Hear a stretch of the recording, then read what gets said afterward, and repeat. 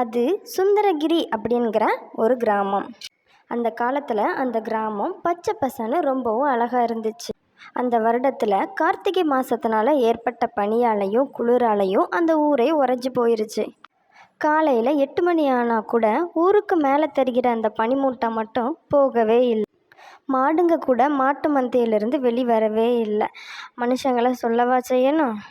வீட்டில் இன்னும் போர்வையை போத்திட்டு படுத்துக்கிட்டு தான் இருந்தாங்க. குளிராக இருந்தாலும் ஊருக்குள்ளே இருக்கிற மனுஷங்களுக்கு ஒருத்தங்க பேசாமல் இருக்க முடியுமா?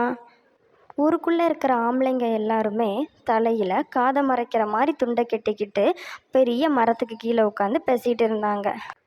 பனி புகை மூட்டமாக ஊரையே மறைச்சிக்கிட்டு இருந்துச்சு. அந்த நேரத்தில் 2 பெண்கள் தண்ணீர் எடுக்கிறதுக்காக கிணத்துக்கரையில் வந்தாங்க. எப்பா, இந்த குளிர் என் உயிர் எடுக்கிறதுக்காகவே வந்திருக்கு போல. கிணத்துல இருக்கிற தண்ணி கூட எவ்வளோ ஜில்லுன்னு இருக்குது. இதை தொட்டாலே என் கை உறைஞ்சி போயிடும் போல. அதே நிலமை தான்க்கா என் வீட்லேயும். பாவம் என் மாமனார் நைட்டு முழுசாக இரும்பிக்கிட்டே இருந்தார். சரி, காலையில் சூடாக கஞ்சி வச்சு கொடுக்கலான்னு பார்த்தா வீட்டில் அரிசியே இல்லை. என் வீட்லேயும் அதே நிலமை தான். நேற்று என் வீட்டுக்காரர் வேலைக்கு போகலான்னு வயலுக்கு போனார். அங்கே இருக்கிற குளிரை பார்த்துட்டு வேலை செய்ய முடியாமல் திரும்பி வீட்டுக்கே வந்துட்டார். அதனால் கூட என் வீட்லேயும் ஒன்றுமே இல்லை. உன் வீட்டுக்காரராது வயலுக்கு போனார். எங்கள் வீட்டில் ஏய், சும்மா பொய்யா அல்லாத. உன் வீட்டில் அரிசி பருப்பு நிறையா இருக்குன்னு எங்களுக்கு தெரியும். அதான் உன் வீட்டுக்காரர் சூமையா ஊரில் இருக்கிற எல்லார்ட்டையும் வாங்கி வீட்டில் தானே பதுக்கி வச்சுருக்காரு. இருந்தும் என்ன புண்ணியம்? அது வீட்டுக்காக இல்லையாமே. வீட்டுக்காக இல்லைன்னா அப்போது உன் புருஷன் எல்லாத்தையும் கொண்டு போய் பட்டணத்தில் போய் விற்க போகிறாராமா? ஊர் ஜனங்க குள்ளூரில் நடுங்கிட்டு இருக்காங்க. கொஞ்சோண்டு அரிசி பருப்பு கொடுத்து கஞ்சி காய்ச்சிக்கோன்னு சொன்னால் என்ன குறைஞ்சா போயிடுவார்? அட, நேற்றே நான் அவர்கிட்ட கேட்டு பார்த்துட்டேன்.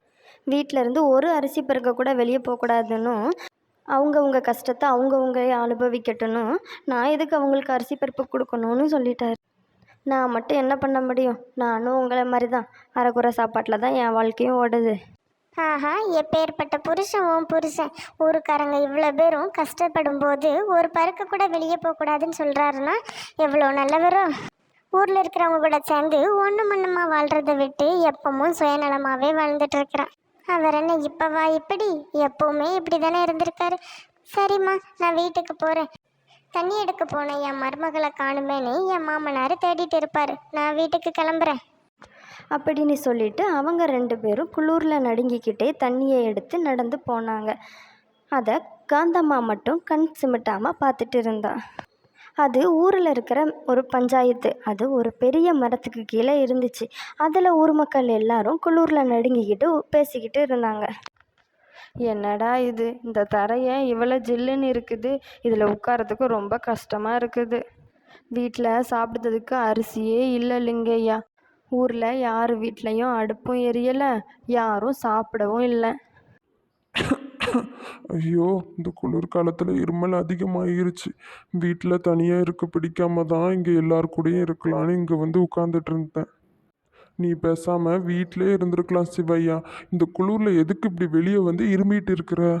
வீட்டில் மட்டும் என்ன கதப்பாவா இருக்குது? பாவம் என் மருமக பார்வதி எனக்காக கஞ்சி காய்ச்சி கொடுக்கலான்னு போனால் அரிசியே இல்லை. இப்போ தண்ணி எடுத்துகிட்டு வரேன்னு போயிருக்கா. அந்த நேரத்தில் தான் நான் இங்கே வந்தேன். எல்லாம் நம்ம நேரம். நம்ம ஊர்லேயே ஒருத்த மட்டும்தான் அரிசி பருப்பு காய்கறியும் வச்சுக்கிட்டு அடுப்பு பற்ற வைக்கிறதுக்கு விரவும் வச்சுக்கிட்டு நல்லா வாழ்கிறான். யாரை பற்றி பேசிகிட்டு இருக்கிற வீரையா? வேற யாரை பற்றி? நம்ம சோமையா பற்றி தான். நேற்று அவன் வீட்டு பக்கமாக போனேன். அப்போதான் பார்த்தேன், அவன் வீட்டில் அரிசி பருப்புன்னு எல்லாமே மூட்டை மூட்டையாக அடுக்கி வச்சுருந்தான். அவன் வீடும் ரொம்ப கதகதப்பாக இருந்துச்சு. அவனோட மனைவியான காந்தம்மா சூடாக சமையல் செஞ்சு அவனுக்கு பரிமாறிட்டு இருந்தாங்க. பாத்தியா, ஊர்க்காரங்க எல்லாரும் குள்ளூரில் பசி தாங்க முடியாமல் கஷ்டப்பட்டுட்டு இருக்கோம். அவன் மட்டும் சூடாக சோறு சாப்பிட்டுட்டு இருக்கிறான். ஏன் கொஞ்சம் நமக்கும் கொடுத்தாதான் என்னவா? அவனை பற்றி தான் நம்ம எல்லாருக்கும் தெரியுமே. அவனை மாதிரி ஒரு சுயநலவாதியை இந்த ஊரிலே பார்க்க முடியாது. பாவம், அந்த மனுஷனை போட்டு ஏன் திட்டுறீங்க? அவனும் கஷ்டத்தில் தான் இருக்கான். நேற்று ராத்திரி அவன் வீட்டில் இருந்து 2 அரிசி மூட்டையை யாரோ திருடிட்டு போயிட்டாங்களாமா. என்ன, உண்மையாவா சொல்கிற? 2 மூட்டையை திருடிட்டு போயிட்டாங்களா? ஆமாம், இல்லையா பின்ன. அதனால தான் இருக்கிற மூட்டைகளெல்லாம் பத்திரப்படுத்தி வச்சுட்டு இருக்கானா இருக்கும். ஆனால் இதெல்லாம் உனக்கு எப்படி தெரியும்?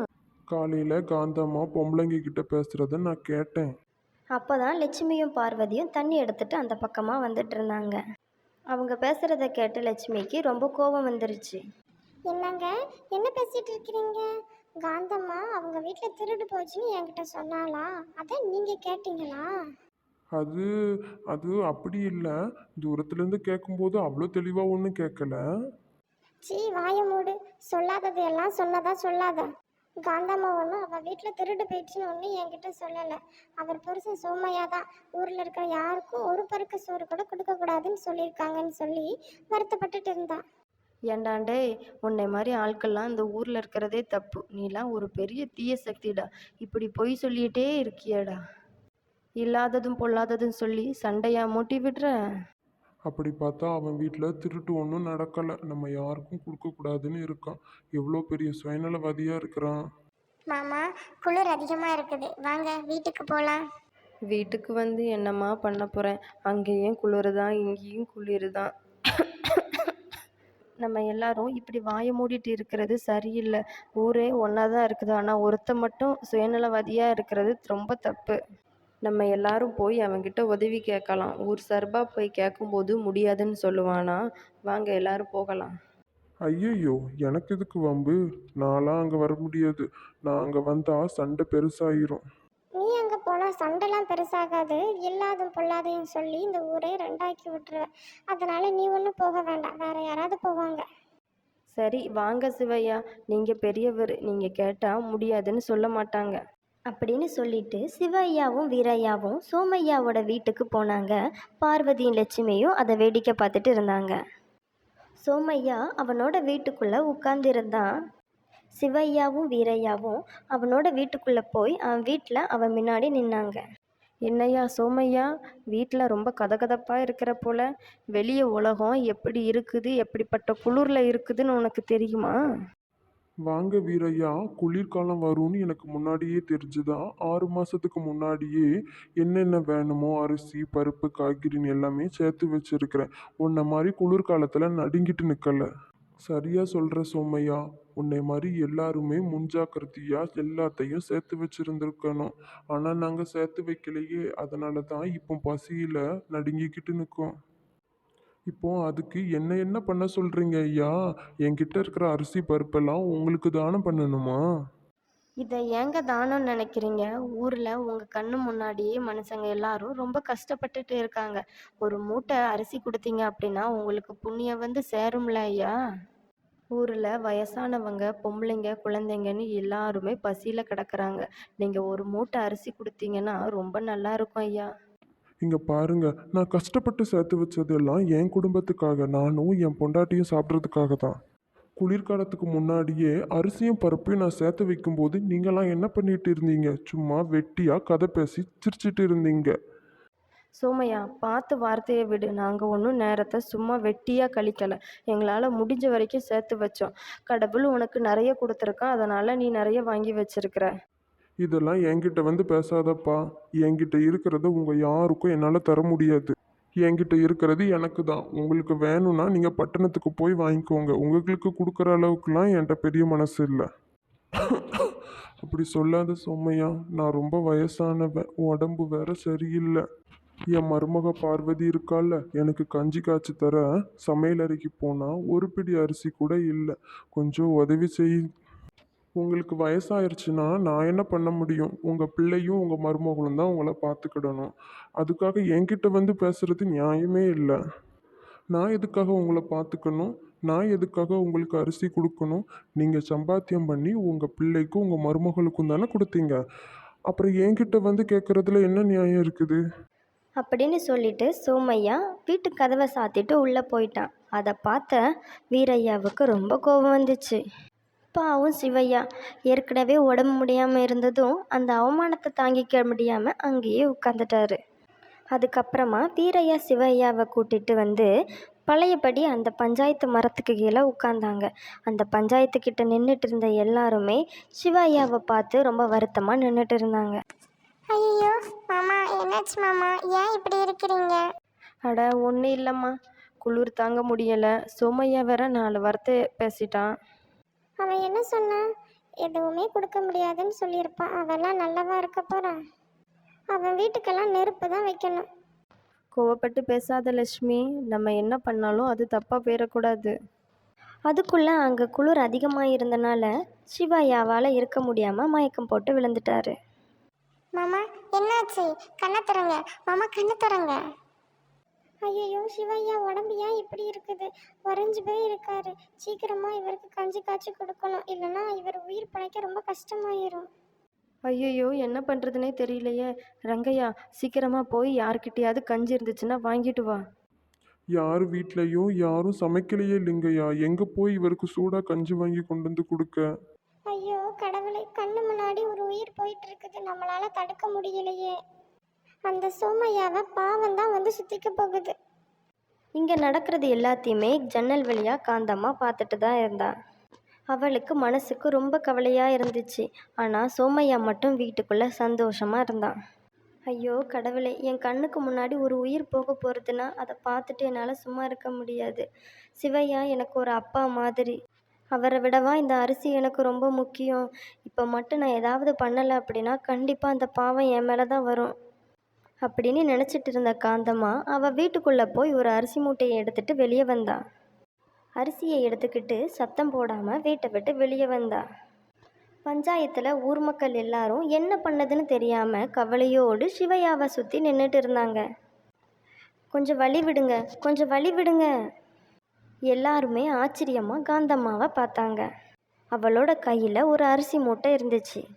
காந்தம்மா நீயா? பேச்சு வேண்டாம் லட்சுமி, அவருக்கு பசியால் உயிர் போயிட போகுது. இந்த அரிசி மூட்டையை எடுத்து யார் வீட்லையாவது சூடாக கஞ்சி காய்ச்சி கொடுங்க. லிங்கையாவும் லட்சுமியும் அரிசியை எடுத்து கொண்டு போய் சூடாக கஞ்சி காய்ச்சி கொண்டு வந்தாங்க. காந்தம்மா, உன் புருஷன் தான் அரக்கேன், ஆனால் நீ தேவதை. அம்மாடி பார்வதி. மாமா உங்களுக்கு ஒன்றும் ஆகலை மாமா, நீங்கள் நல்லா தான் இருக்கிறீங்க. பயப்படாதீங்க சிவையா, சரியான நேரத்தில் காந்தம்மா அரிசி கொண்டு வந்தனால உங்களுக்கு ஒன்றும் ஆகலை. அதே நேரத்தில் சரியா சோமையா வீட்டிலேருந்து வெளியே வந்து பார்க்கும்போது பஞ்சாயத்தில் எல்லாரும் உட்காந்துட்டு இருந்தாங்க. அங்கே ஒரு அரிசி மூட்டை கூட இருந்தது. திருட்டு பசங்களா, என் வீட்டு அரிசியை திருடிட்டு வந்து கஞ்சி காய்ச்சி குடிக்கீங்களா? உங்களுக்கெல்லாம் அறிவே இல்லையா? அங்கே இருந்த எல்லாரும் அமைதியாக சோமையாவை பார்த்துட்டு இருந்தாங்க. நீயா? நீ இங்கே என்ன பண்ணுற? ஓ, அப்படின்னா இவங்க எல்லாருக்கும் அரிசி கொண்டு வந்து கொடுத்து தானம் பண்ணுறது நீதானா? சரி வா வீட்டுக்கு. நான் வரமாட்டேன். காந்தம்மா சொன்னதை கேட்டு சோமையாவுக்கு ரொம்ப ஆச்சரியமாக இருந்துச்சு. ஆமாம், நான் தான் அரிசி கொண்டு வந்து கொடுத்தேன். அதை திருட்டுன்னு சொல்ல மாட்டாங்க, தானம்னு சொல்லுவாங்க. உயிருக்கு போராடிட்டு இருந்த ஒரு பெரியவரை காப்பாற்றுறதுக்காக அரிசியை கொடுத்து நான் தான் காப்பாற்றினேன். அது எல்லாம் என் வீட்டு பொருட்கள். ஆமாம், இல்லைன்னு நாங்கள் சொல்லலை. ஆனால் நம்ம எல்லாரும் மனுஷங்க. ஊரில் இருக்கிற எல்லாரும் கஷ்டத்தில் இருக்கும்போது உங்களால் மட்டும் எப்படி நிம்மதியாக சந்தோஷமாக உங்கள் வீட்டில் வாழ முடியுது? உங்களால் முடியுமோ என்னவோ, என்னால் முடியாது. முடிஞ்ச வரைக்கும் நான் எல்லாருக்கும் உதவி செய்வேன். ஏன்பா சோமையா, உன் பொண்டாட்டிக்கிட்ட இருக்கிற நல்ல குணம் உன்கிட்ட ஏன்பா இல்லை? சோமையா, காந்தம்மா எங்களை காப்பாற்றலை, உன்னை தான் காப்பாற்றிருக்காங்க. சிவையாவோட உயிருக்கு மட்டும் ஏதாவது ஆயிருக்கணும், நீ இந்த ஊரில் இருந்திருக்கவே முடியாது. உன் வீட்டை நெருப்பு வைக்கணும்னு தான் நாங்கள்லாம் பேசிகிட்டு இருந்தோம். சிவையா, என்னை மன்னிச்சிடுங்க. மன்னிப்பு கேட்க வேண்டியது அவர்கிட்ட இல்லை சோமையா, உன் மனைவி கிட்ட. என்னை மன்னிச்சிரு காந்தம்மா, நான் பண்ணுறது தப்பு தான். அப்பாடா, சோமையாவும் கோபம் குறைஞ்சிச்சு, சிவையாவும் உயிர் பிழைச்சிட்டாரு. அட, தனியாக என்னப்பா வீட்டுக்குள்ளே உட்காந்துட்டு வந்து எங்கள் கூட உட்காரு. அதுக்கப்புறமா சோமையாவும் காந்தம்மாவும் ஊர் மக்களோட சேர்ந்து ஒன்றா வாழ ஆரம்பித்தாங்க. அவங்க வாழ்க்கை ரொம்பவும் சந்தோஷமாக இருந்துச்சு. நம்ம சேர்த்து வச்ச சொத்துக்கள் எல்லாத்தையும் பத்திரமா பாதுகாக்கிறதுல கிடைக்கிற சந்தோஷத்தை விட கஷ்டத்தில் ஒருத்தர் இருக்கும்போது அவங்களுக்கு உதவுற சந்தோஷம் ரொம்பவும் பெருசு. முடிஞ்ச வரைக்கும் நம்மக்கிட்ட இருக்கிறத எல்லாருக்கும் பகிர்ந்து வாழலாம்.